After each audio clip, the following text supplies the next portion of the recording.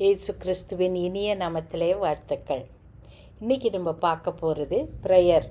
Last வீக்கும் நம்ம prayer தான் பார்த்தோம்.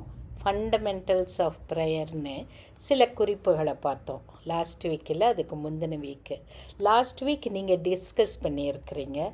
நீங்கள் டிஸ்கஸ் பண்ணி நீங்கள் அனுப்பிச்ச வார்த்தைகளை வைக்கும்போது எல்லாத்தையும் கூட்டி பார்த்தா மோர் ஆர் லெஸ் எல்லாருக்கும் இருக்கிற ஒரு பிரச்சனை என்னென்னா, எப்படி ப்ரேயர் டைமில் நம்ம மைண்டை வாண்டர் பண்ண விடாமல் இருக்க முடியும். 4 பாயிண்ட்ஸ் அனுப்பியிருந்தீங்க நீங்கள் டிஸ்கஸ் பண்ணதில். அதில் முதல் பாயிண்ட் நீங்கள் எடுத்துக்கிட்டாலும் struggling with staying focused during morning prayers. அந்த ப்ரேயர் டைமில் மைண்டு வாண்டர் பண்ணாமல் இருக்கணும். அதுக்கப்புறம் அடுத்தது நீங்கள் செகண்டு எடுத்துக்கிட்டிங்கனாலும் learning how to genuinely praise God. ஜென்யூனாக நான் எப்படி உண்மையோடு பண்ண முடியும்னு. லாஸ்ட் ஒன்றுக்கு வந்தால் எப்படி டிஸ்ட்ராக்ஷன்ஸை நான் அவாய்ட் பண்ண முடியும்.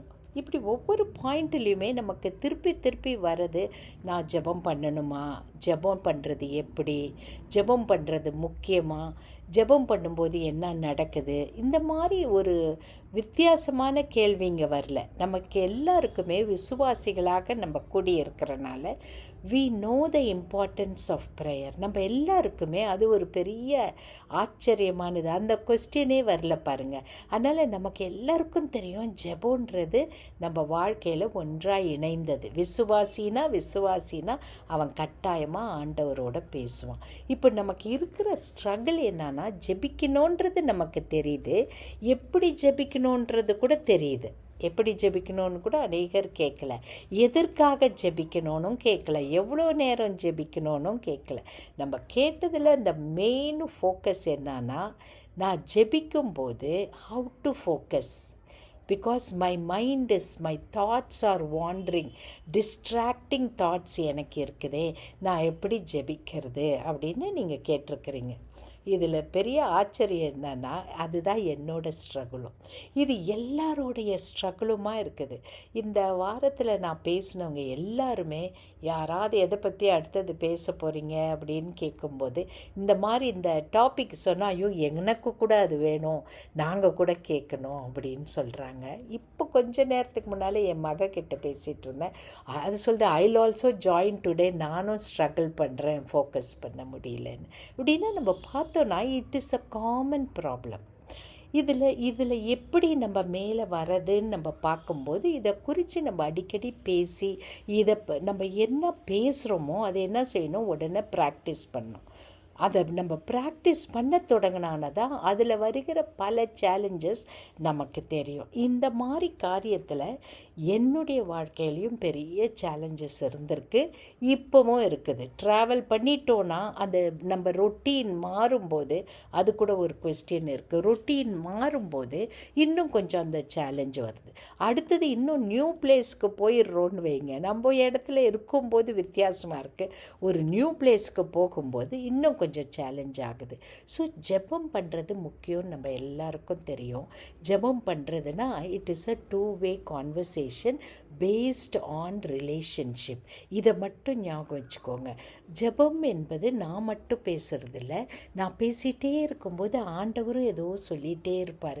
இட் இஸ் நாட் நம்மளுடைய ஜெபம். நீங்கள் ஞாபகம் வச்சுக்கணும், மனுஷன் பேசிக்கிற மாதிரி இல்லை. நான் பேசும்போது நீங்கள் கேட்கணும், நீங்கள் பேசும்போது நான் கேட்கணும். இந்த ஜெபம்னு வரும்போது அப்படி இல்லைம்மா. It is spirit to spirit conversation. Spirit to spirit conversation தான் 2-way conversation based on relationship. இப்போ நான் 2-way கான்வர்சேஷன் மட்டும் எக்ஸ்பிளைன் பண்ணுறேன். ஸ்பிரிட் டு ஸ்பிரிட் கான்வர்சேஷன் எப்படி நடக்கும்னா, ஆவியோடு பேசும்போது நான் பேசும்போதே ஆண்டவர் எனக்கு பதில் கொடுத்துட்ருப்பார். இதில் நம்ம கன்ஃபியூஸ் ஆகிடக்கூடாது. நான் பேசிகிட்டே இருப்பேன், என் ரிலேஷன்ஷிப் ஸ்ட்ராங்காக இருந்தால். அதுக்கு தான் இதோட பேர் 2-way conversation based on relationship. அப்போனா என் உறவின் அடிப்படையில் ஏற்படுகிற தேவனுக்கும் எனக்கும் ஏற்படுகிற தொடர்பு. அப்போ இந்த உறவு சரியாக இருக்கும்போது நம்ம 2 பேர், நான் பேசும்போதே ஆண்டவரும் என் கூட பேசுகிறாரு. இதை நம்ம விளங்கிக்கிட்டோன்னா ஆண்டவர் என்ன சொல்கிறாரு, ஏன் இந்த இதுக்கு ஒன்றுமே சொல்லாமல் இருக்கிறாரு, அமைதலாக இருக்கிறார், ஓ இந்த காரியம் ஆண்டவருக்கு அவ்வளோ பிடிச்ச மாதிரி தெரியலையே, இது எல்லாமே நம்ம மனசில் படும். ஜெபிக்கும்போது நம்ம மனசில் படும். எப்போனா நம்ம ஆண்டவரோட நம்ம ரிலேஷன்ஷிப் ஸ்ட்ராங்காக இருக்கும்போது நம்ம என்ன பண்ணுறோன்னா, இந்த மைண்டு இங்கங்கே ஓடுறதுக்கு காரணம் என்னன்னா, நம்ம என்ன செய்கிறோம், நம்ம பேசுகிறோமே தவிர அவர் பேசுகிறத நம்மளால் கேட்க முடியல. அப்போனா நம்ம நினைக்கிறது அவர் ஏதோ ஒரு சத்தமாக பேசுவார், ஏதோ ஒரு காரியம் நடக்கும், இந்த மாதிரி பல காரியத்தை யோசிக்கிறோம். அப்படி இல்லை, அது ஸ்பிரிட் டு ஸ்பிரிட் கம்யூனிகேஷன். அந்த இப்போ நான் சொல்கிறது முதல் பகுதி ஜென்ரலாக நான் சொல்கிறேன். அதுக்கப்புறம் நான் பைபிள்லேருந்து வசனம் எடுத்து அந்த வசனத்தின் அடிப்படையில் தேவனை எப்படி வழிபடுறதுன்றதை இன்றைக்கி பார்க்க முடிஞ்சால் முழுவதும் பார்க்கலாம், இல்லைன்னா எவ்வளோ தூரத்துக்கு இன்றைக்கி பார்க்க முடியுதோ நம்ம பார்க்கலாம். அதனால ஜெபம்னு சொல்கிறது 2 பேர், தேவனும் நானும். இது நம்ம we are not talking about corporate prayer. நம்ம குழுவாக சேர்ந்து செய்கிற ஜெபத்தை நம்ம இப்போ பேசலை, அது அடுத்த முறை எப்போ அது பார்க்கலாம். இப்போ நான் தனியாக ஆண்டவரோடு பேசுகிறேன், அப்போனா தேவன் நான், 2-way communication. Never make it a 1-way communication. நம்ம மைண்ட் டிஸ்ட்ராக்ட் ஆகிறதுக்கு காரணம் என்னன்னா, நம்மளே பேசிகிட்ருக்குறோமே தவிர அவர் என்ன சொல்கிறாருன்றது நம்ம மனசில் விளங்கிக்கிறதில்ல. காரணம் என்ன தெரியுமா, அந்த ரிலேஷன்ஷிப் ஸ்ட்ராங்காக இருக்கணும். தேவன் கட்டாயம் என் கூட பேசுவார். ஆண்டவர் நான் ஜெபிக்கும்போது என் கூட கட்டாயம் பேசுவார். என் மன சமாதானத்தின் மூலம் பேசுவார், என் மனசு டிஸ்டர்ப் ஆகிற மாதிரி பேசுவார், இல்லைன்னா ஏதோ வார்த்தைகள், மெல்லிய வார்த்தைகள், ஆவியின் மூலமாக பேசுகிற வார்த்தைகள் என் மனதில் எழும்பும். ஏன்னா நீங்கள் நல்லா ஞாபகம் வச்சுக்கோங்க, ஸ்பிரிட் அண்ட் ஸ்பிரிட் கம்யூன் பண்ணும்போது ரெண்டும் ஒன்றா கலந்துரும். இப்போ நம்ம ஃபிசிக்கலாக பேசுகிறது போல இல்லை, ஒன்றா கலந்துரும்.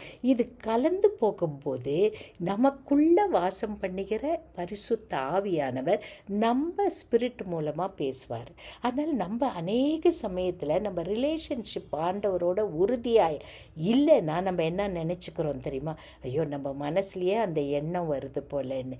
அது மனசில் வர எண்ணம் போல இருக்கும், ஆனால் டீப்பாக பீஸ்ஃபுல்லாக வரும். அது எப்படி கேட்குறதுன்றத அடுத்த முறையில் இன்னும் கொஞ்சம் டீப்பாக பார்க்கலாம். அதனால் நம்ம ஜெபம் என்பது 2 ஆவி, பரிசுத்த ஆவியானவரும் என்னுடைய ஆவியும் ஒன்றாக இணைவது. எதன் அடிப்படையில்? உறவின் அடிப்படையில். நீங்கள் நல்லா யோசித்து பாருங்கள், யார் கூடயாவது உறவு சரியாக இல்லைன்னா நம்மளால் பேச முடியாது. முதல்ல அஃபெக்ட் ஆகிறது பேசுறது தான். கூட இருப்போம், ஆனால் நம்மளால் பேச முடியாது. நல்லா பேசிகிட்டு இருப்போம், தைரியமாக பேசியிருப்போம், எதை வேணாலும் சொல்லுவோம். ஆனால் என்னைக்கு உறவு கொஞ்சம் அடிப்படுதோ, ஐயோ நான் இப்படி சொன்னால் அவங்க தப்பாக யோசித்துக்குவாங்களோ, இப்படி பல காரியம் நம்ம மனசில் வரும். அடுத்தது, அதனால் இந்த வார்த்தையை அடித்தளமாக நமக்கு வச்சுக்கலாம். I want to prioritize my prayer life. அப்படின்னா ப்ரையாரிட்டைஸ்னால் அதுக்கு தான் நான் முக்கியத்துவம் கொடுக்க போகிறேன். அந்த ஜெப நேரம்னு வரும்போது மீதி எல்லாம் ஒன்றும் இல்லாமல் போயிடும். அப்போ தான் நம்மளால் என்ன செய்ய முடியும், மற்ற எண்ணங்களை அடக்க முடியும். அதனால் இது நம்ம மனசில் நீங்கள் ஞாபகம் வச்சுக்க வேண்டியது, ப்ரேயர்னு நம்ம சொல்லும்போது இட் இஸ் ரிலேஷ்னல்னு ஞாபகம் வச்சுக்கோங்க, rather then making it a rigid. ஒரு கட்டாயமாக ஒரு காலையில் எந்திரிச்சேன்னா இந்த வார்த்தையை சொல்லி நான் ஜெபம் பண்ணிடணுன்னு. நான் இப்போ தான் என் மகக்கிட்ட சொல்லிகிட்டு இருந்தேன். ஒரு முறை நான் அப்படி யோசிக்கும்போது, ஆண்டவரே இந்த ஜெப நேரம் வந்தாலே எல்லாத்தையும் செய்யணுமேனு ஒரு கடமையாட்டம் மனசில் வருதே அப்படின்னு நான் கஷ்டமாக யோசிக்கும்போது ஆண்டவர் சொல்கிறாரு, நம்ம பண்ணுற ஜெபம் அவர் கேட்குறதுக்கு அவருக்கும் கஷ்டமாக இருக்கும்ட்டு. ஏன்னா இது ஒரு ரிஜிட்டாக போகுது. நான் என் கடமை, நான் ஜெபிக்கணும், இன்றைக்கி எந்திரிச்சேன்னா செஞ்சு முடிச்சிடணும், இப்படியான எண்ணங்கள் இருக்குன்னா நம்ம ரிலேஷன்ஷிப்பில் அது இல்லைன்னு அர்த்தம். இதை எப்படி மாற்றிக்கிறது? முதலாவது நம்ம என்ன செய்யணும், நம்ம ஜெபிக்கும்போது உறுதிப்படுத்திக்கோங்க. ஆண்டவர் நம்முடைய ஜெபத்தை கேட்கிறார். அநேக சமயத்தில் அந்த உறுதி வரதில்லை. இந்த உறுதி வருவதற்காக தான் அடோரேஷன் ரொம்ப important. You know what is adoration? I adore you God. You are almighty God. You are all powerful. You are with me Lord. அதெல்லாமே அடோரேஷன். அப்போனா உங்களுக்கு உறுதிப்படுத்திக்கிறீங்க ஆண்டவர் உங்கள் ஜெபத்தை கேட்குறாருன்னு. இதுக்கு நமக்கு பரிசுத்த ஆவியானவர் உதவி செய்வார். நம்ம ஜெபிக்கும்போது அவரை அடோர் பண்ணுறோம் இல்லையா, அந்த நேரத்தில் பரிசுத்த ஆவியானவர் நம்மளோடு இணைந்து நம்ம ஆண்டவரே, அதுக்கு தான் ஆவியில் பேசுறது, அந்நிய பாஷையில் பேசுறது, இதெல்லாம் நமக்கு ஜெபத்தின் நேரத்தில், தனி ஜெபத்தின் நேரத்தில் முக்கியமாக இருக்குது. அப்போது ஒருவேளை நம்ம தாட்ஸ் இங்கே அங்கே போச்சுன்னா நீங்கள் தைரியமாக நான் சொல்கிறேன், ஆண்டவர் சொல்லி கொடுத்தது, ஆண்டவரே என் மனசு இங்கே அங்கே போதே ஆண்டவரேன்னு நான் ரொம்ப என்னை நொந்துக்கிற சமயத்தில் ஆண்டவர் என்கிட்ட சொன்னது என்ன தெரியுமா? உன் மனசை உருவாக்குனது நான் தான். உன்னுடைய மனதில் இத்தனை தாட்ஸ் இதே நேரத்தில் நான் எங்கே போயிடலாம், அமெரிக்காவுக்கு போயிடலாம், ஆஸ்திரேலியாவுக்கு போயிடலாம். அந்த வகையில் உன் மைண்டை பவர்ஃபுல்லாக நான் ஒன்று உண்டாக்கியிருக்கிறேன். அதனால் மைண்ட் அப்படி தான் யோசிக்கும். நீ அதை என்ன செய்ய வேண்டாம், ரொம்ப அதை ஒரு ரிஜிடாக கோவப்பட்டு என் மனசு இப்படி தான், என் மனசு அடங்காதுன்னு யோசிக்க வேண்டிய, ஆண்டவர் என்னை எவ்வளோ அழகாக உருவாக்கியிருக்கிறார், என்னுடைய மனதை எவ்வளோ அழகாக உருவாக்கியிருக்கிறாருன்னு அந்த ஜென்டிலாக அந்த தாட்ஸை என்ன செய்யணும், ஒரு ஜெபமாக மாற்றிடணும். எவ்வளோ தூரத்துக்கு மனசு போயிட்டுருக்குதோ, ஆண்டவரே இவ்வளோ காரியத்தில் நான் என்னென்னத்தையோ யோசித்துட்டேன் சுவாமி, ஜெபம் பண்ணிகிட்டே இருந்தேன், என் மனசு 1 2 3ன்னு எத்தனையோ காரியத்தை யோசித்துட்டேன், திடீர்னு தான் எனக்கு திரும்பி ஜெபிக்கிறது ஞாபகம் வருது, அந்த எண்ணத்தை எல்லாம் ஜெபமாக மாற்றிடணும். இதுக்கு நமக்கு உதவி செய்கிறது எது தெரியுமா? ஆண்டவருடைய வார்த்தைமா. ரிலேஷன்ஷிப்பாக ஆண்டவருடைய நமக்கு இருக்கிற உறவு ஒரு ஆழமான உறவாக இருக்கிறதுக்கு ஆண்டவருடைய வார்த்தை நமக்குள்ள நல்லா ஸ்ட்ராங்காக இருக்கணும். இதெல்லாம் நான் சும்மா நம்மளுக்கு ஜென்ரலாக கொடுக்குற ஹிண்ட்ஸ் தான் கொடுக்குறேன். அப்போ ஆண்டவருடைய வார்த்தை எனக்குள்ளே ஸ்ட்ராங்காக இருக்கும்போது என்னுடைய ஸ்பிரிட் மேன் ஸ்ட்ராங் ஆகிடுவான். விளங்குதில்ல உங்களுக்கு? ஸ்பிரிட் மேன் ஸ்ட்ராங் ஆகும்போது ஃப்ளெஷ்ஷு வீக் ஆகிடும். மனசு எங்கே யோசித்தாலும் மனசு என்ன சொல்லுவோம், உடனே யோசித்த எண்ணங்களெல்லாம் திருப்பி ஜபமாக கொண்டு வந்துடும். சரி, அடுத்தது என்ன செய்யலான்னா, நம்ம கொஞ்சம் நடுவில் ஒரு பாட்டு, நம்ம குரல் எப்படி இருக்குதோ ஆண்டவர் அதை ரசிப்பார். உலகத்தில் இருக்கிறவங்க ரசிக்கிறாங்களோ இல்லையோ, நம்ம தனி ஜபத்தில் நம்ம வெளியே சத்தம் வராமல் கூட பாடலாம் இல்லையா? சில பாட்டுங்களை பாடிட்டு ஒரு 2 லைன், ரொம்ப பாட்டு பாடும்போது ஜப நேரம் குறைஞ்சிடும். அதனால் ஒரு 2 லைன் பாட்டோ இல்லை ஒரு வார்த்தையோ நம்ம பாடிட்டு ஜபிக்கும்போது அந்த கான்சன்ட்ரேஷன் திருப்பி வந்துடும். எனக்கு ஆண்டவர் கற்றுக் கொடுத்தது ஒரு முக்கியமான காரியம். ப்ராக்டிக்கலாக நான் பார்க்கும்போது, ஒரு இடத்துல முட்டி போட்டு கண்ணை மூடி நான் ஜெபிக்கும்போது என்னுடைய மனம் ஈஸியாக வாண்டர் பண்ணுது. ஆனால் நான் வாக் பண்ணும்போது ஒரு சாதாரண ஒரு அமைதலான இடத்துல, ஒரு பார்க்காக இருக்கலாம், சில இடங்களை தான் அதுக்கு தெரிந்து கொள்ள முடியும். அநேகர் ஜனங்க இல்லாத இடம், அமைதலான இடம், சுற்றி நடக்க முடியுதுன்னா சத்தமாக ஜெபிக்கிறேன். வாயில் பேசுறது. இப்போ எல்லாரும் செல்ஃபோனை வச்சுட்டு நடக்கும்போது அவங்க யார்கிட்ட பேசுகிறாங்கன்னு தெரியறதில்ல. அவங்க பாட்டுக்கு கூட ஹெட்ஃபோன்ஸ் இருக்கிறனால. அதனால் நம்ம ஹெட்ஃபோன்ஸை போட்டுட்டு சத்தமாக ஜெபிக்கலாம். பார்க்குற மனுஷர் நம்ம பேசுகிறத பார்த்தா யார்கிட்டயோ பேசுகிறோன்னு நினச்சிக்கிட்டும் நம்ம ஆண்டவர்கிட்ட பேசுகிறோம். அதனால் நான் வழக்கமாக இந்த நடந்து ஜெபிக்க ஆரம்பிக்கும்போது எனக்கு ஜெபத்தில் இன்னும் கொஞ்சம் கான்சன்ட்ரேட் பண்ண முடிஞ்சது. அந்த ஜெபத்தில் அந்த தாட்ஸ் எங்கேயோ அங்கேயோ போக முடியாமல் இருந்தது. இது பர்சன் டு பர்சன் டிஃபர் பண்ணுமா? அதனால் நீங்கள் இது நம்ம நடந்து தான் ஜெபிக்கணும்னு நினைக்காதீங்க. ஏன்னா கடந்த முறை நம்ம பார்த்தோம், நம்ம எப்படியும் ஜெபிக்கலாம், உட்காந்து ஜெபிக்கலாம், இல்லை நம்ம முட்டி போட்டு ஜெபிக்கலாம், கண்களை திறந்து ஜெபிக்கலாம், கண்களை மூடி ஜெபிக்கலாம், கைகளை உயர்த்தி ஜெபிக்கலாம், இப்படி பல காரியம் பார்த்தோம். ஆனால் பைபிளில் வாக் பண்ணி ஜெபித்த மாதிரி எந்த இடத்துலையும் நான் கண்டுபிடிக்கல. ஆனால் ஆண்டவர் அந்த ஜெபிக்கும்போது நம்ம அப்படி ஜெபித்தா நமக்கு கான்சன்ட்ரேஷன் இருக்குதுன்னா நம்ம நடந்து ஜெபிக்கலாம். இது ஒருத்தருக்கு ஒருத்தர் வித்தியாசப்படும். ஆனால் என்ன செய்யணும்னா, நம்ம பர்சிஸ்டண்ட்டாக கன்சிஸ்டண்ட்டாக இருக்கணும். நம்மளுக்கு என்ன நடக்குதுன்னா, ஐயோ நம்ம ஜெபிக்கிறோம், இதுதான் எவ்வளோ நாளாக கேட்டுட்ருக்குறோம், இது நடக்குமா, இது நடக்க போதா, இந்த மாதிரி எண்ணங்கள்லாம் நமக்கு வரும்போது நம்மளுடைய ஜெப நேரத்தில் நம்முடைய தாட்ஸ் வந்து இங்கே அங்கே போகிறதுக்கு வாய்ப்பு இருக்குது. இப்போ நம்ம இந்த எப்படி வந்து ஆண்டவர் வந்து எனக்கு நல்லா விளங்கிக்கணும்.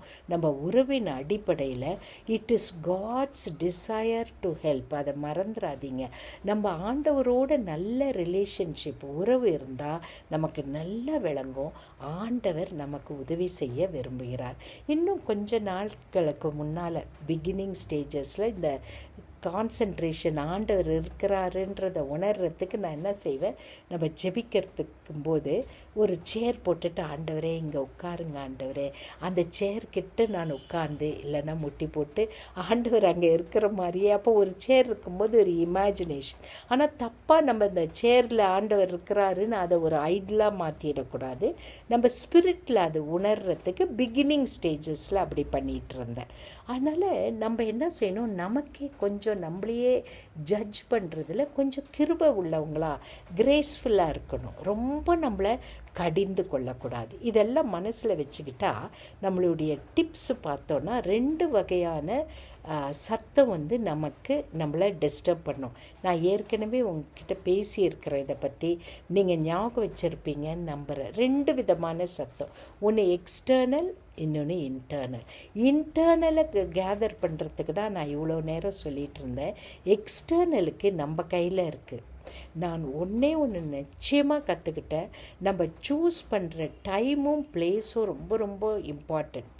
எந்த டைம் எனக்கு ரொம்ப டிஸ்ட்ராக்ஷன் வராது, ரொம்ப அநேகர் என்னை ஃபோனில் காண்டாக்ட் பண்ண மாட்டாங்க, என்னுடைய உதவி அவங்களுக்கு தேவைப்படாது. ஃபோனில் மட்டும் இல்லை, அடிக்கடி நம்மளை வீட்டில் கூப்பிடுவாங்க, இந்த பொருள் எங்கே இருக்குது, அது எங்கே இருக்குது, இந்த மாதிரியான டிஸ்டர்பன்ஸ் வராத டைம் எது அண்ட் பிளேஸ் எது. இதை இயேசு கிறிஸ்து பாருங்கள், ராத்திரி ஜெபம் பண்ணுறாரு, விடிய காலையில் ஜெபம் பண்ணுறாரு. இதற்கெல்லாம் நமக்கு ரெஃபரன்ஸ் இருக்குது. பிளேஸ் சூஸ் பண்ணுறாரு. அவருடைய பிளேஸ் கார்டனாக இருக்குது, இல்லைன்னா மலையாக இருக்குது. மலை மேலே வனாந்தரத்தில் போய் 40 நாள் ஜெபிக்கிறார், தனிமையான இடம் இல்லையா.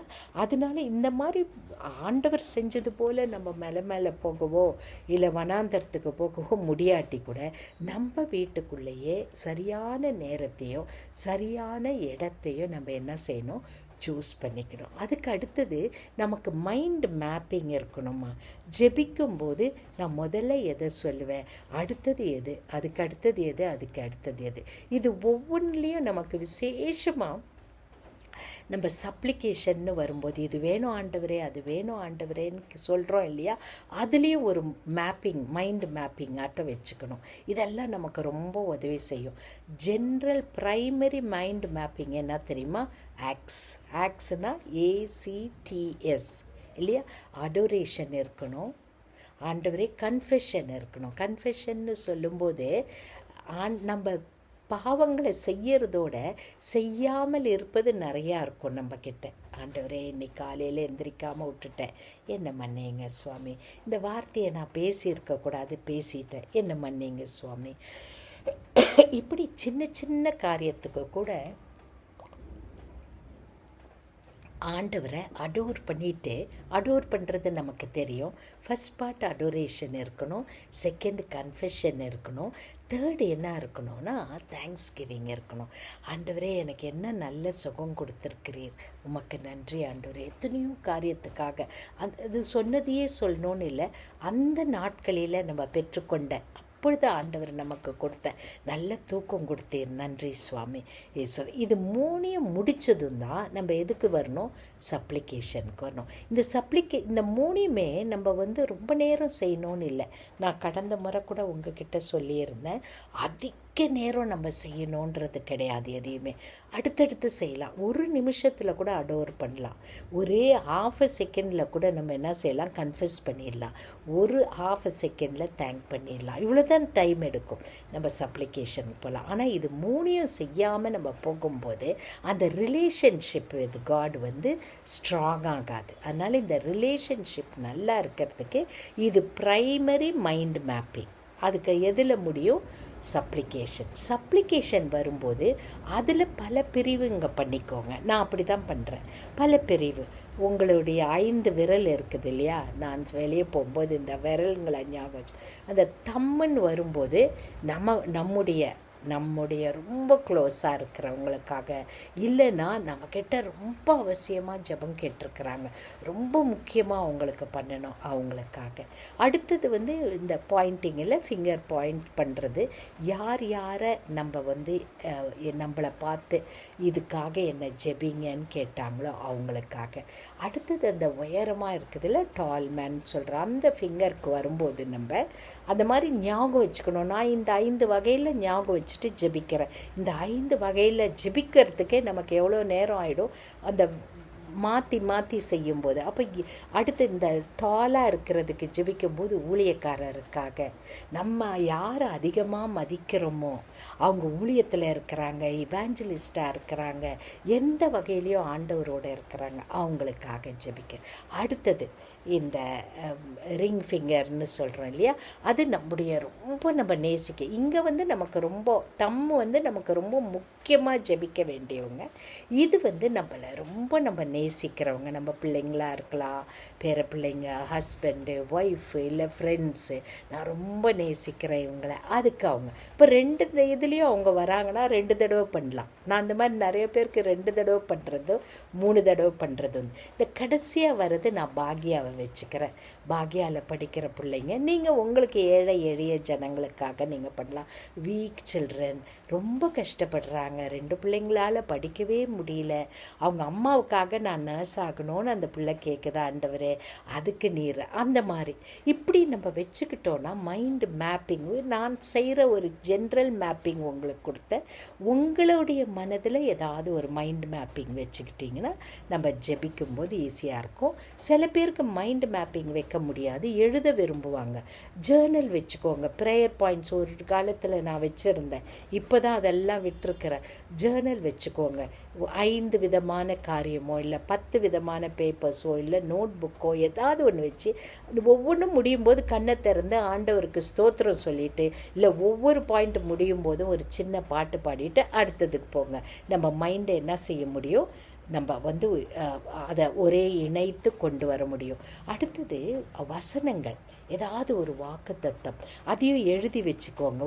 நான் முந்தி வச்சுருந்தேன், இப்போல்லாம் இது இல்லாமல் மைண்டில் வச்சு பண்ணுறேன். வசனங்களை சொல்லி ஏதாவது வசனம் நம்ம படிச்சிருப்போம். இப்போ 1 கொரிந்தியர் படிக்கும்போது எல்லாவற்றையும் செய்ய எனக்கு அதிகாரம் உண்டு, ஆனால் எல்லாவற்றையும் செய்வது தகுதியாக இராதுன்ட்டு 2 தடவை அந்த வசனம் படித்தேன். அதை சொல்லுங்கள் நடுவில்.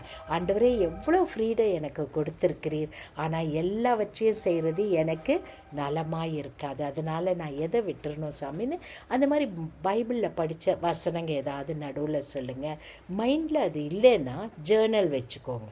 கண்ணை திறந்து அந்த வசனத்தை படித்து, ஆண்டவரே இந்த வாக்கு தத்தத்துக்காக ஸ்தோத்திரம்னு சொல்லுங்கள். சத்தமாக ஜெபிங்க. எனக்கு சத்தமாக ஜெபிக்கும்போது கான்சென்ட்ரேட் பண்ண முடியுது.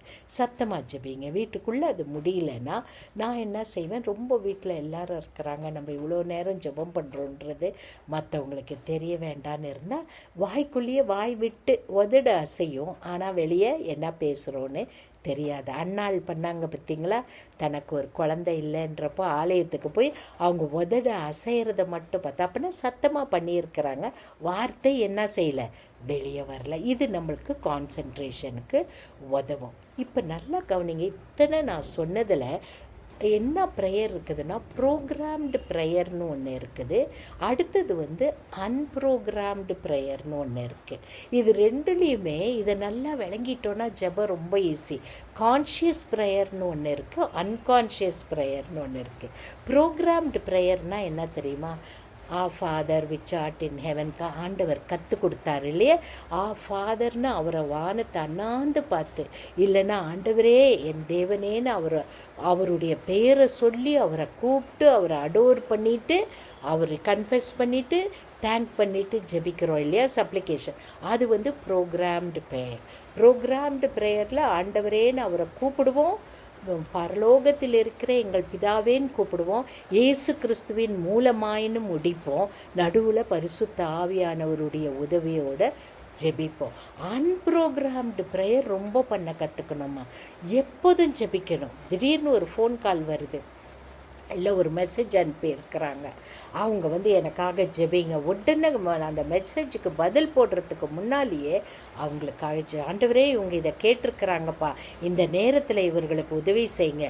இவங்களுக்கு குழந்தைக்கு இன்னைக்கு காலையில் ஒரு 8 மாத குழந்தை வயிற்றில் இறந்துருச்சு, அவங்க ஜெபத்துக்கு கூப்பிட்டாங்க. உடனே அப்போ ப்ரோக்ராமே பண்ண வேண்டாம், ஆண்டவரே இந்த சகோதரிக்கு உதவி செய்யுங்கப்பா, அவங்க இயேசு கிறிஸ்துவ அறியாத குடும்பத்திலேருந்து உண்மை இப்போ தான் அறிஞ்சு கொள்கிறாங்க, அந்த குழந்தைய காப்பாற்றுங்கப்பா.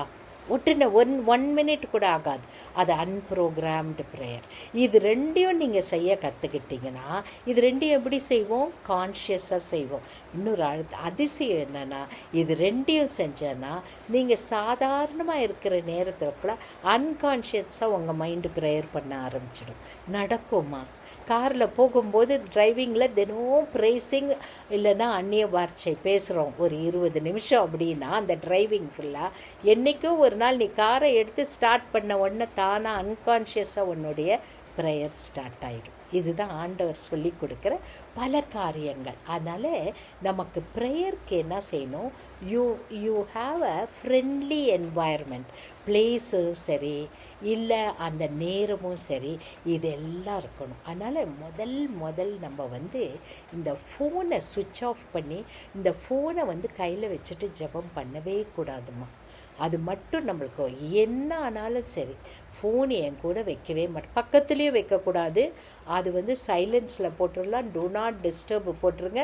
இல்லை அது உங்கள் இப்போ நான் வாக்கிங்க்கு போய் ப்ரேயர் பண்ணுறேன்னா நான் ஃபோனை எடுத்துகிட்டே போக மாட்டேன், என்ன இம்பார்ட்டண்ட் வந்தாலும் சரி. அதனால் அந்த சூஸ் பண்ணுற டைம் கரெக்டாக இருக்கணும். ஏதாவது ஒரு எமர்ஜென்சி ஃபோனு உங்களுக்கு வரும்னு நினைக்கிறீங்களா, அந்த டைமில் ப்ரேயர் டைமை சூஸ் பண்ணாதீங்க. இல்லைன்னா அப்போ அன்ப்ரோக்ராம்டு ப்ரேயர் வச்சுக்கோங்க, ப்ரோக்ராம்டு ப்ரேயர் வைக்க வேண்டாம். அதனால் ஃபோன் மட்டும் எந்த கேஜெட்ஸும் நம்மக்கிட்ட இருக்கக்கூடாது. ரொம்ப நம்ம கையில் வச்சுக்கிறது எது வச்சுக்கலான்னா, ஒரு நோட் புக்கு, இந்த ஜேர்னலு, ஒரு பென்னோ பென்சிலோ. சரி, மைண்டு வாண்டர் பண்ணோம் சில வேளையில், ஐயோ எனக்கு இந்த வேலையை செய்யாமல் வந்துட்டேனேன்ட்டு உடனே அந்த ஜேர்னலில் எழுதிக்கோங்க. ஜெபம் பண்ணும்போது தான் எந்தெந்த வேலை விடுபட்டுதுன்றது ஞாபகத்துக்கு வரும். இது ஆண்டவர் ஞாபகப்படுத்துகிறாரா இல்லை நம்ம மனதா நமக்கு தெரியும். நான் உடனே ஆண்டவர் அதை நம்மக்கிட்ட கோவப்பட மாட்டார். அதனால் அந்த புக்கில் ஆண்டவரே ஒரே நிமிஷம் ஆண்டவரேன்னு நீங்கள் என்ன வேலையை செய்யணுமோ அதை எழுதிட்டு அடுத்தது வந்துடுங்க ஜெபத்துக்கு. அதை எழுதி வைக்கிறனால உங்கள் மைண்டில் இருந்து அது போயிடும். ஜெபத்தை முடிச்சுட்டு நீங்கள் வெளியே போகிறதுக்குள்ளே நீங்கள் அநேக டைமில் எனக்கு நடந்திருக்குது, நான் என்ன வேலையை முடிக்காமல் வந்தனோ அந்த வேலை தானாக நடந்திருக்குது. இல்லைன்னா அதை நான் போய் முடிக்கும்போது ஈஸியாக முடிக்க நேரிடுகிறது. எனவே நமக்கு நேரம் ஆயிடுச்சு இப்போ. அதனால் நான் இப்போ முடிக்கிறதுக்கு முன்னால் இதெல்லாம் ப்ராக்டிக்கலாக நான் சொல்லிட்டு வந்தது. முடிக்கிறதுக்கு முன்னால் ஒரு வசனத்தை மட்டும் நம்ம பார்த்துடலாம். அந்த வசனத்தின் அடிப்படையில் நம்ம பார்க்கும்போது தான் அது உறுதியாக நம்முடைய மனசில் தங்கும். என்னோட வசனத்தின் அடிப்படையில் தான் பேசினேன், ஆனாலும் அந்த வசனத்தை சொல்லாமல் பேசும்போது அது நமக்கு பிரயோஜனமாக இருக்காது. அதனால் யோவான் எழுதின சுவிசேஷத்தில் 4வது அதிகாரம் 23, 24 இந்த 2 வசனத்தை நீங்கள் பார்ப்பீங்கன்னா அது என்ன சொல்லுது? நீ ஜெபிக்கும்போது let your worship in spirit and in truth. தொழுது கொள்ளும்போது ஆண்டவர் இது எந்த கான்டெக்ஸ்டில் பேசுகிறாரு எப்படின்றத நம்ம தொடர்ந்து வர வாரத்தில் இன்னும் கொஞ்சம் டீப்பாக பார்க்கலாம். நீங்களும் இதை படிச்சுட்டு வாங்க. இதில் என்ன சொல்கிறாரு? தொழுது கொள்ளுகிறவர்கள் ஆவியோடும் உண்மையோடும் தொழுது கொள்ள வேண்டும். ஆவியோடு தொழுது கொள்றதுனா என்ன, உண்மையோடு தொழுது கொள்றதுனா என்ன? ஆவியோடு தொழுது கொள்றதுனா என்ன தெரியுமாம்மா? உண்மையாக அதை ஜென்யூனாக இருக்கணும். It should be heartfelt. இது உன்னுடைய உள்ளான மனதிலிருந்து, உள்ளான மனுஷன்லேருந்து இந்த தொழுது கொள்ளுதல் ஆண்டவரோட பேசுறது வரணும். அதுதான் நான் உங்களுக்கு என்ன சொன்னேன், டீப் ரிலேஷன்ஷிப் வித் காட். எப்போ நம்முடைய ஆண்டவரோடு நம்முடைய தொடர்பு ஸ்ட்ராங்காக இருக்குதோ அப்போ நம்முடைய ஆவிக்குரிய மனிதன் ஸ்ட்ராங்காக இருப்பான். ஃபிசிக்கல் பாடி அவனை மேற்கொண்டுடும். இந்த ஆவிக்குரிய மனிதன் ஸ்ட்ராங்காக இருக்கும்போது ஆவியோடு பரிசுத்த ஆவியானவர் உதவியால் தேவனோடு தொடர்பு கொள்ளும்போது மைண்ட் வேவரிங் ரொம்ப குறைஞ்சிடுமா, அதிகமாக குறைய ஆரம்பிக்கும். அதனால genuine heartfelt, based on the truth of God's word. இதெல்லாம் இது மூன்றையும் விளக்கமாக நம்ம தொடர்ந்து பார்க்கலாம். ஏன்னா இதுதான் அந்த சமாரியா ஸ்திரீ கிட்ட ஆண்டவர் சொல்லி கொடுக்குறாரு. உன்னுடைய ஆவிக்குரிய மனிதன் ஸ்ட்ராங்காக இருக்கணும். அவன் வல்லமையாய் ஸ்ட்ராங்காக இருக்கும்போது நிச்சயமாய் இந்த காரியம், ஜெபத்தின் காரியம் நிச்சயமாய் சரியாக நடக்கும். ஆவியோடும், அந்த ஆவியோடும் இன் ஸ்பிரிட்ன்றதை தொடர்ந்து பார்க்கலாம். ஆனால் இன் ஸ்பிரிட்டுன்னு சொல்கிறது ஆவிக்குரிய மனிதனை, என்னுடைய உள்ளான மனிதனை. I am a spirit, I have a soul and I live in a body. இதுதான் ஆர்டர் இல்லையா? நான் ஆவியாய் இருக்கிறேன், எனக்கு ஆத்துமாய் இருக்கிறது, நாங்கள் சரீரத்தில் வாழ்கிறோம். நாங்கள் நம்ம சொல்லும்போது ஆவியும் ஆத்மாவும் எங்கே வாழ்ந்து? சரீரத்துக்குள்ளே வாழ்கிறது. இந்த ஆவி ஸ்ட்ராங்காக இருக்கணும். இந்த ஆவியை நான் எப்படி ஸ்ட்ராங் பண்ணிக்கிறது? தொடர்ந்து நீங்களும் யோசிங்க. ரெண்டாவது, ட்ரூத் இருக்கணும். அம்மா, நம்மக்கிட்ட உண்மை இல்லைன்னா ஒரு மனுஷங்கிட்ட பேச நம்ம விரும்புகிறதே இல்லை. ஐயோ, அவங்கக்கிட்ட பேசி என்ன பிரயோஜனங்க, அவங்கக்கிட்ட உண்மையே கிடையாது இல்லையா? அப்படி மனசில் யோசித்துட்டு நம்ம பேச மாட்டோம். அதுபோல தான் ஆண்டவருடைய நம்ம பேசுகிறதுல உண்மை இருக்கணும். இதில் என்ன வெசனம்னா, அநேக சமயத்தில் நம்ம மற்றவங்களை மட்டும் ஏமாத்துறது இல்லையா, நம்மையே நாம் ஏமாற்றிக்கிறோம்.